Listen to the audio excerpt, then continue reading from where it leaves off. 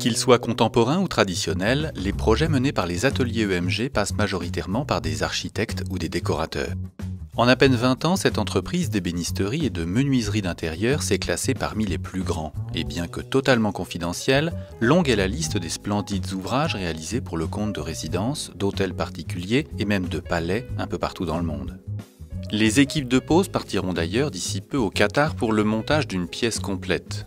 Pour l'heure, dans les ateliers en région parisienne, on règle les derniers ajustements des ensembles qui seront démontés pour être poncés puis vernis avant le remontage complet. Là seront réalisés tous les repérages pour la pose définitive sur le chantier. Les maîtres mots sont exactitude et précision par rapport au plan, et c'est sans doute l'une des grandes forces des ateliers EMG, comme en témoigne l'architecte Frédéric Londex. Je fais appel à Atelier EMG quand j'ai besoin d'une prestation de très haute gamme, d'une maîtrise technique jusqu'au moindre détail parfaite.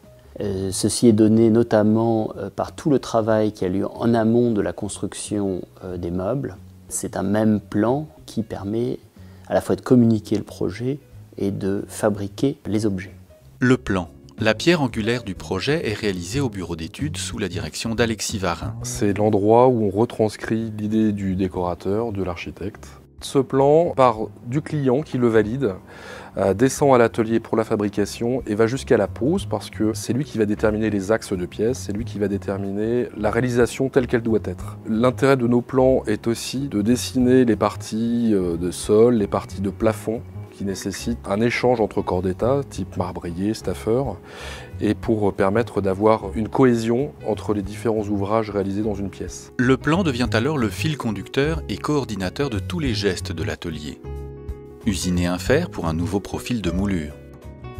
Intégrer un nouveau programme dans la machine à commande numérique pour réaliser la décoration d'un panneau massif. Sélectionner et ajuster les laits de plaquage pour réaliser des panneaux en parfaite harmonie et dans les dimensions voulues.